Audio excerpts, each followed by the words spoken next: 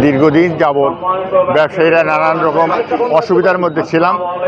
নতুন বছরে 2025 আমরা নতুন করে শুরু করছি।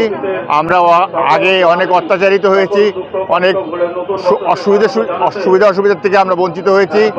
আমরা নতুন করে এই নতুন বছরকে সামনে নিয়ে ব্যবসায়ীরা সামনে রমজান মাসকে সামনে নিয়ে আমরা প্রত্যয় নিচ্ছি যে আমরা ব্যবসায়ীরা জনগণের পাশে থাকবো। অতীতে ছিলাম, আগামীতেও সুন্দরভাবে মানুষের সেবা দেব, এই প্রত্যয় নিয়ে আজকে আমরা আনন্দ র্যালি করছি। ধন্যবাদ। আমরা ব্যবসায়ীরা অবশ্যই বাজারে মনিটরিংয়ের ব্যবস্থা নেব, যাতে কোনো অসাধু ব্যবসায়ীরা আমাদের মধ্যে ঢুকে জনস্বার্থ বিঘ্নিত না করে, সেজন্য সবসময় দৃষ্টি রাখবো। মাহে রমজানকে সামনে রেখে আমরা এই প্রত্যয় নিয়েই আনন্দ র্যালি করছি যে রমজান মাসে যেন জনসাধারণ কোনো রকম ভোগান্তির মধ্যে না পড়ে, সেদিকে আমরা দৃষ্টি রাখবো। এদের মধ্যে কিভাবে সমন্বয় করে এই নতুন বছরটা কিভাবে আপনাদের ব্যবসায়ীদের পক্ষে বা বলি যদি সুখবর হিসেবে আসলে সুবাতাস সবকিছু মিলে আসলে পরিবেশটা কেমন হতে পারে? সুবাতাসের কথা যেহেতু বলেছেন আপনি, আমরা সুবাতাসের নেশায় আমরা আজকে একত্রিত হয়েছি। আমরা এই সুবাতাস নিতে চাই, ব্যবসায়ীদের সকল ধরনের সমস্যা সমাধানের ক্ষেত্রে ব্যবসায়ী ঐক্য পরিষদ 2003 সাল থেকে আজ পর্যন্ত আমরা ব্যবসায়ীদের পাশে আছি এবং থাকব।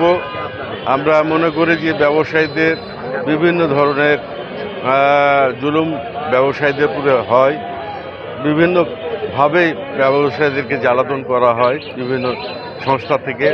তা আমরা এই জায়গার থেকে ব্যবসায়ীরা মুক্তি পেতে চাই এবং সাথে সাথে ব্যবসায়ীদের সাথে যেন সুন্দর আচরণ করা হয়, কেননা বাংলাদেশ এবং তথা সারা পৃথিবী ব্যবসায়ী সারা জাতির মেরুদণ্ড।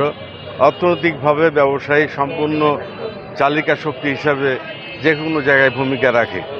সেই হিসেবে ব্যবসায়ীদেরকে খুব ছোট করে দেখার কিছু নাই।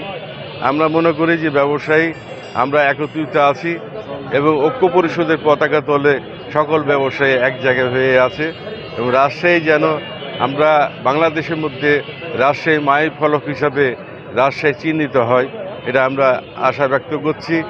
সাথে সাথে ব্যবসায়ীদের যে কোনো সমস্যার পাশে আমরা সকল সময় একত্রিত হব, এই প্রত্যয় নিয়ে আজকের এই র্যালি শুরু করছি। এবং সাথে সাথে আমরা নতুন বছরকে পুরাতন গ্লানি ভুলে যে এবং 17-18 বছরের মধ্যে যেহেতু আমরা কোনো কথা বলতে পারিনি, সেই জায়গায় কথা বলার সুযোগ তৈরি হয়েছে। এই সময় আমরা চাই যে আমাদের যে অধিকার, ব্যবসায়ীদের যে অধিকার, সেই অধিকার ফিরিয়ে পাওয়ার জন্যে এবং কথা বলার সুযোগ তৈরি করার জন্যে আমরা সর্বাত্মক সবার কাছে আমরা সহযোগিতা কামনা করি এবং সরকারের পক্ষ থেকে ব্যবসায়ীদের সকল সুবিধা আদায়ের ক্ষেত্রে আমরা যেন সুবিচার পাই, আমরা যেন অন্যায়ের যাতা করলে আমরা পিষ্ট না হই, এটা আমাদের কামনা।